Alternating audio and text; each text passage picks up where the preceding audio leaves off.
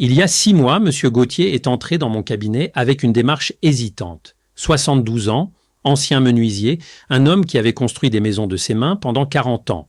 Il s'est assis lentement, comme si chaque mouvement lui demandait un effort conscient. « Docteur Morgan, je ne comprends pas ce qui m'arrive. Il y a 2 ans, je portais des planches de bois sans problème. Je montais les escaliers en courant. Maintenant, je peine à me lever de ma chaise sans m'appuyer sur les accoudoirs. Porter un sac de course me fatigue. L'autre jour, j'ai failli tomber en sortant de la voiture, juste en posant le pied par terre, comme si mes jambes ne me portaient plus vraiment. » Sa voix tremblait légèrement. Pas de peur, de confusion. « Je mange bien, docteur. Je ne suis pas malade. Alors pourquoi je me sens si faible ? » J'ai examiné ses bras, ses jambes, j'ai mesuré sa force de préhension avec un dynamomètre. Les chiffres étaient clairs. Il avait perdu presque 30% de sa masse musculaire en 3 ans. Ses muscles fondaient, littéralement. Et quand je lui ai demandé de me décrire une journée type de son alimentation, j'ai compris. Petit déjeuner, tartine de pain blanc avec de la confiture et un grand verre de jus d'orange. Déjeuner, sandwich au jambon sur du pain demi-blanc.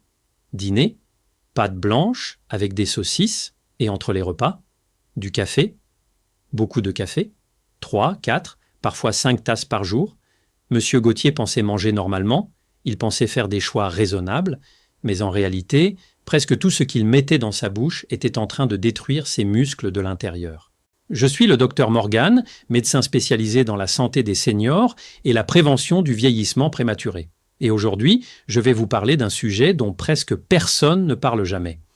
La sarcopénie. Ce mot compliqué désigne une réalité simple et terrifiante, la perte progressive de vos muscles avec l'âge. Après 50 ans, vous perdez naturellement entre 1 et 2% de votre masse musculaire chaque année, mais certains aliments que vous consommez tous les jours, des aliments que vous considérez comme normaux, voire sains, accélèrent cette perte jusqu'à 40% plus vite. Et le résultat ? Une fragilité précoce, des chutes, des fractures, une perte d'autonomie qui aurait pu être évitée. Je vais vous révéler aujourd'hui 5 aliments qui détruisent de vos muscles silencieusement. Des aliments que vous avez probablement dans votre cuisine en ce moment même. Et je vais vous expliquer pourquoi ils sont si dangereux et comment les remplacer par des choix qui protègent et renforcent vos muscles au lieu de les détruire. Alors installez-vous confortablement, prenez votre temps, parce que ce que vous allez découvrir pourrait littéralement transformer votre force et votre autonomie pour les décennies à venir. Commençons par comprendre ce qui arrive à vos muscles après 60 ans. Pourquoi perdez-vous de la masse musculaire alors que vous n'avez rien changé à votre mode de vie ? C'est de la biologie pure. Avec l'âge, plusieurs mécanismes se mettent en place. Premièrement, votre corps produit moins de testostérone et d'hormones de croissance, 2 hormones essentielles pour maintenir et construire du muscle. Deuxièmement, vos muscles deviennent moins sensibles aux signaux de l'insuline, cette hormone qui permet aux nutriments d'entrer dans vos cellules musculaires pour les nourrir et les réparer. Troisièmement, votre appétit diminue souvent avec l'âge, ce qui fait que vous mangez naturellement moins de protéines, le matériau de construction de vos muscles. Mais voici ce que beaucoup de gens ne réalisent pas. Cette perte musculaire n'est pas juste un problème esthétique, ce n'est pas juste une question d'apparence. Vos muscles sont votre réserve métabolique. Ils brûlent des calories au repos, ils régulent votre glycémie, ils protègent vos articulations, ils maintiennent votre équilibre. Quand vous perdez vos muscles, vous devenez fragile, vous tombez plus facilement.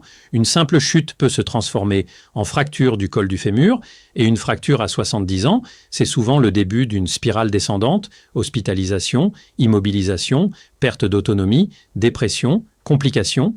Alors parlons maintenant du premier aliment destructeur de muscles. Le pain blanc et toutes les farines raffinées, les pâtes blanches, les biscuits, les gâteaux industriels, les viennoiseries, tout ce qui est fait avec de la farine blanche transformée. Vous vous dites peut-être, mais docteur, le pain c'est naturel, c'est la base de notre alimentation depuis des siècles. Et vous avez raison, le pain traditionnel fait avec de la farine complète, du levain naturel, était effectivement nourrissant. Mais le pain blanc moderne n'a rien à voir avec ça. Voici ce qui se passe quand vous mangez du pain blanc. Le processus de raffinage enlève tout ce qui est bénéfique dans le grain de blé. Les fibres, les vitamines B, le magnésium, le fer, le zinc. Il ne reste que de l'amidon pur. Quand vous mangez cet amidon, votre corps le transforme en glucose en quelques minutes. Votre glycémie monte en flèche. Votre pancréas doit libérer une grande quantité d'insuline pour faire baisser ce sucre. Cette montée brutale d'insuline crée 2 problèmes majeurs pour vos muscles. Premier problème, l'inflammation. Ces pics répétés de glycémie et d'insuline créent un état inflammatoire chronique dans votre corps. Cette inflammation attaque vos fibres musculaires de l'intérieur, les rendant plus fragiles et accélérant leur dégradation. Deuxième problème, le stockage de graisse. Quand votre insuline est élevée en permanence, votre corps passe en mode stockage. Au lieu d'utiliser les protéines que vous mangez pour réparer et construire du muscle, il les stocke sous forme de graisse. Surtout au niveau du ventre. Et cette graisse abdominale produit elle-même des substances inflammatoires qui attaquent encore plus vos muscles. C'est un cercle vicieux. Plusieurs études ont montré qu'un régime riche en glucides raffinés est directement lié à la résistance à l'insuline. Vos cellules deviennent sourdes aux signaux de l'insuline. Elles n'arrivent plus à absorber les nutriments correctement. Vos muscles sont affamés même si vous mangez. Et avec le temps, cette résistance augmente votre risque de diabète de type 2. Et le diabète, à son tour, accélère encore plus la perte musculaire. Vous voyez le problème? Alors que faire? Arrêter complètement le pain? Non. Ce n'est ni réaliste ni nécessaire. Il s'agit de faire des choix plus intelligents. Choisissez du pain complet à 100%. Du vrai pain complet, pas du pain blanc avec quelques graines dessus pour faire joli. Lisez les étiquettes. Le premier ingrédient doit être farine complète de blé ou farine intégrale, pas farine de blé qui est juste un autre nom pour la farine blanche. Encore mieux, choisissez du pain au levain complet. Le levain prédigère une partie de l'amidon, ce qui ralentit l'absorption du sucre. Pour les pâtes, passez aux pâtes complètes ou essayez les pâtes de légumineuses. Pâtes de pois chiches, de lentilles, de haricots rouges. Elles contiennent non seulement des fibres, mais aussi des protéines de qualité. Une portion de pâtes de pois chiches peut contenir jusqu'à 20 grammes de protéines. C'est énorme comparé aux pâtes blanches qui n'en contiennent que 5 ou 6. Et accompagnez toujours vos glucides de protéines et de bonnes graisses. Un filet d'huile d'olive, du poulet, du poisson, des œufs. Ça ralentit l'absorption du sucre et stabilise votre glycémie. Passons maintenant au deuxième destructeur de muscles. Et celui-ci va en surprendre beaucoup. Le jus d'orange. Vous vous dites sûrement, quoi? Le jus d'orange? Mais c'est plein de vitamine C, c'est naturel. On nous dit depuis l'enfance que c'est sain. Et c'est vrai, une orange entière est saine. Mais le jus d'orange, même fraîchement pressé, est une toute autre histoire. Laissez-moi vous expliquer pourquoi.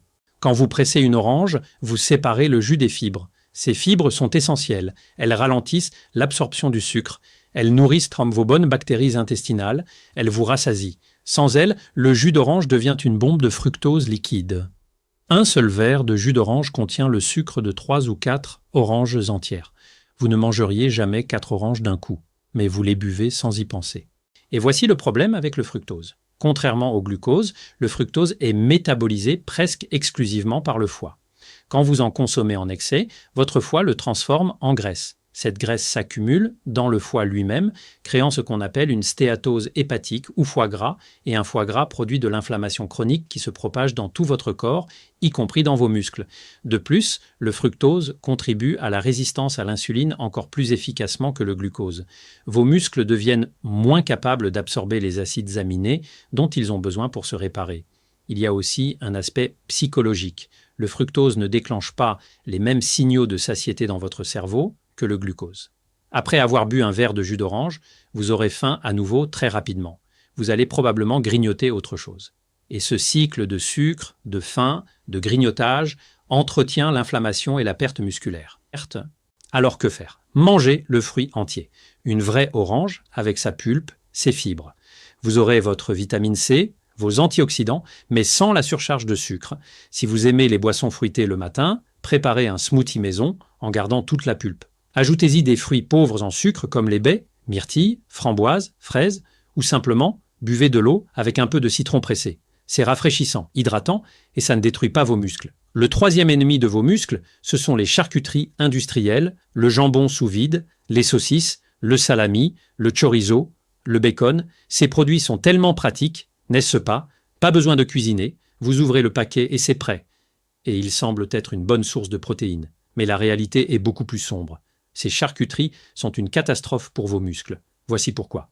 Premièrement, elles sont bourrées de nitrates et de nitrites. Ces conservateurs chimiques prolongent la durée de conservation et donnent une jolie couleur rose au produit. Mais dans votre corps, ils causent des ravages. Des études ont montré que les nitrates et nitrites provoquent une inflammation chronique et des dommages oxydatifs dans vos cellules musculaires. Ils accélèrent la sarcopénie et freinent la régénération musculaire. Chaque tranche de jambon industriel que vous mangez est comme un petit poison lent pour vos muscles. Deuxièmement, ces charcuteries contiennent des graisses saturées en excès et parfois même des graisses trans cachées. Ces graisses bouchent vos artères, réduisent le flux sanguin vers vos muscles. Sans une bonne circulation, vos muscles reçoivent moins d'oxygène et de nutriments. Ils récupèrent moins bien. Ils s'atrophient plus vite. Troisièmement, elles sont extrêmement riches en sel. Une portion de charcuterie peut contenir jusqu'à 1000 mg de sodium, parfois plus. Le sel à haute dose provoque une déshydratation insidieuse et la déshydratation nuit directement à la fonction musculaire. Vos muscles ont besoin d'eau pour se contracter efficacement. Sans eau, ils deviennent faibles, sujets aux crampes, à la fatigue, et voici le comble. Les protéines dans ces charcuteries sont de très mauvaise qualité. Elles sont souvent mélangées avec des amidons, des farines de remplissage, des additifs chimiques. Comparées à des sources de protéines naturelles comme les œufs, le poulet ou le poisson, elles apportent très peu d'acides aminés essentiels. Bien trop peu pour compenser tous les dégâts causés par les autres ingrédients. Alors que choisir à la place des viandes maigres, non transformées, du blanc de poulet ou de dinde que vous cuisez vous-même, du bœuf maigre, du poisson, surtout les poissons gras comme le saumon, le maquereau, les sardines qui sont riches en oméga 3 anti-inflammatoires. Les œufs sont aussi une excellente option, abordable, polyvalent et incroyablement riche en protéines de haute qualité. Si vous préférez les sources végétales, combinez des légumineuses comme les lentilles ou les pois chiches avec des noix et des graines. Cette combinaison vous donne tous les acides aminés essentiels sans les produits chimiques nocifs. Le quatrième destructeur de muscles va vous étonner, parce que c'est un aliment qu'on associe depuis toujours à la force et à la santé. Je parle des épinards. Oui, les épinards, le légume de Popeye. Avant que vous ne pensiez que je suis devenue folle, laissez-moi vous expliquer. Les épinards en soi sont excellents pour la santé. Ils sont riches en vitamines, en minéraux, en antioxydants. Le problème n'est pas les épinards, c'est la façon dont beaucoup de gens les consomment, crus, en grande quantité, tous les jours. Les épinards crus contiennent beaucoup d'acide oxalique. C'est un composé naturel qui se lie au calcium et au magnésium dans votre tube digestif, formant des cristaux insolubles que votre corps ne peut pas absorber. Le calcium et le magnésium sont absolument essentiels pour vos muscles. Le calcium permet la contraction musculaire, le magnésium permet la relaxation musculaire et la production d'énergie. Sans ces minéraux, vous développez des crampes, de la faiblesse, de la fatigue chronique, mais ce n'est pas tout. L'acide oxalique en excès peut former des calculs rénaux, une condition douloureuse qui affecte aussi indirectement vos muscles en perturbant l'équilibre minéral de tout votre organisme. Et il interfère avec la production d'ATP, la molécule qui fournit de l'énergie à vos muscles. Sans ATP suffisant, vos muscles se fatiguent rapidement, perdent de leur endurance, récupèrent mal. Ce problème est particulièrement fréquent chez les personnes qui font des smoothies verts tous les matins avec des poignées énormes d'épinards crus ou qui mangent des de grandes salades d'épinards tous les jours. Alors, faut-il arrêter les épinards? Absolument pas. Il faut juste les préparer correctement. Cuisez-les. Même une cuisson légère à la vapeur ou à l'eau bouillante pendant quelques minutes réduit la teneur en acide oxalique jusqu'à 40%. Et jetez l'eau de cuisson qui contient les oxalates dissous. Si vous les aimez crus, limitez-vous à 1 ou 2 fois par semaine en petite quantité et associez-les à des aliments riches en calcium comme des graines de sésame, des amandes, du fromage blanc pour contrer l'effet de l'acide oxalique. Variez aussi vos légumes verts, choux cales, roquettes, mâches, laitues, romaines. Ils contiennent beaucoup moins d'oxalates et offrent des bénéfices nutritionnels similaires sans le risque pour vos muscles.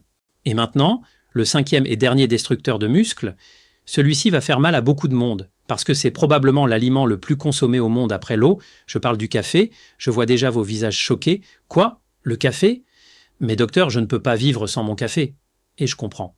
Le café a des bénéfices quand il est consommé avec modération, il améliore la concentration, il contient des antioxydants, il peut même protéger contre certaines maladies, mais quand vous en consommez trop, surtout après 60 ans, il devient un ennemi sournois de vos muscles. Voici comment. Premièrement, le café est un puissant diurétique. La caféine force vos reins à éliminer plus de liquide. Et avec ces liquides, vous perdez des minéraux essentiels. Calcium, magnésium, potassium, tous indispensables pour la fonction musculaire. Si vous buvez 3, 4, 5 cafés par jour sans compenser avec suffisamment d'eau et de minéraux, vos muscles deviennent déficients. Résultat, crampes, faiblesse, fatigue. Deuxièmement, le café augmente la production de cortisol, l'hormone du stress. Un peu de cortisol le matin est normal et bénéfique, mais trop de cortisol toute la journée est catastrophique pour vos muscles. Le cortisol décompose les protéines musculaires pour les transformer en glucose. C'est un mécanisme de survie qui était utile quand nos ancêtres devaient fuir un prédateur. Mais aujourd'hui, quand vous buvez du café toute la journée, vous maintenez votre cortisol élevé en permanence, vos muscles se décomposent lentement, silencieusement. Troisièmement, le café interfère avec votre sommeil. Même si vous le buvez à 15 heures, la caféine peut encore affecter la qualité de votre sommeil la nuit. Et le sommeil est absolument crucial pour la régénération musculaire. C'est pendant le sommeil profond que votre corps libère l'hormone de croissance qui répare et reconstruit vos fibres musculaires endommagées. Sans sommeil de qualité, pas de régénération. Vos muscles s'affaiblissent progressivement. Alors que faire? Limiter à 1 ou 2 tasses par jour maximum, de préférence le matin et jamais à jeun. Prenez votre café après avoir mangé quelque chose de solide pour minimiser le pic de cortisol. Ne buvez pas de café après 14 heures pour protéger votre sommeil et compensez avec beaucoup d'eau et des aliments riches en minéraux. Graines, noix, légumes verts cuits, sardines. Si vous avez besoin de plus de boissons chaudes pendant la journée, essayez le thé vert qui contient moins de caféine et beaucoup d'antioxydants bénéfiques pour vos muscles. Ou des infusions de plantes, camomille, menthe, roibeau. Votre corps vous remerciera. Maintenant, laissez-moi vous raconter la suite de l'histoire de Monsieur Gauthier. Après notre consultation, on a complètement transformé son alimentation. Exit le pain blanc, remplacé par du pain complet au levain. Exit le jus d'orange, remplacé par des fruits entiers. Exit les charcuteries, remplacé par des œufs, du poulet maison, du poisson. On a modéré ses épinards crus et on les a cuisinés. Et on a réduit son café à 2 tasses le matin seulement. On a aussi augmenté ses protéines à chaque repas. Œufs au petit déjeuner, poisson ou poulet au déjeuner, légumineuses ou viande maigre au dîner. Zisto, 3 mois plus tard, il est revenu me voir. Son visage avait changé. Il souriait. Docteur Morgan, je ne sais pas ce qui s'est passé, mais je me sens renaître. Je me lève de ma chaise sans m'appuyer, je porte mes courses sans être essoufflé. J'ai recommencé à bricoler dans mon garage. L'autre jour, j'ai même porté ma petite fille dans mes bras pendant 10 minutes sans fatigue. On a refait des mesures. Il avait regagné 15% de sa masse musculaire en 3 mois. 15%, juste en changeant ce qu'il mettait dans son assiette. Vous voyez, vos muscles ne sont pas condamnés à disparaître avec l'âge. Même à 70 ans, même à 80 ans, ils peuvent encore se renforcer. Votre corps a une capacité extraordinaire à s'adapter et à se réparer. Mais il a besoin des bons matériaux, des protéines de qualité, des glucides complexes avec leurs fibres, des bonnes graisses, des minéraux, de l'eau et surtout, il a besoin que vous arrêtiez de le saboter avec des aliments qui détruisent vos muscles de l'intérieur. Alors voici ce que je veux que vous fassiez dès demain. Ouvrez votre réfrigérateur, ouvrez vos placards, regardez ce que vous avez. Combien de ces 5 destructeurs de muscles sont là? Le pain blanc, le jus d'orange, les charcuteries, les épinards crus en excès, le café en surabondance. Choisissez-en un seul, et remplacez-le par une alternative plus saine. Remplacez le pain blanc par du pain complet, remplacez le jus d'orange par un fruit entier, remplacez le jambon industriel par des œufs ou du poulet, faites cuire vos épinards, réduisez votre café d'1 tasse, un seul changement cette semaine. La semaine prochaine, ajoutez-en un autre, progressivement, sans pression, sans culpabilité, mais de manière constante. Et dans 3 mois, 6 mois, vous sentirez la différence. Vous vous lèverez plus facilement, vous marcherez plus vite, vous porterez plus fort, vous tomberez moins, vous vivrez plus pleinement. Je suis le docteur Morgan et je crois profondément que la force n'a pas d'âge, que vos muscles peuvent rester vigoureux et puissants pendant des décennies si vous savez comment les nourrir correctement. Alors nourrissez-les bien, protégez-les, respectez-les, parce qu'ils sont votre liberté, votre autonomie, votre vie. Prenez soin de vous.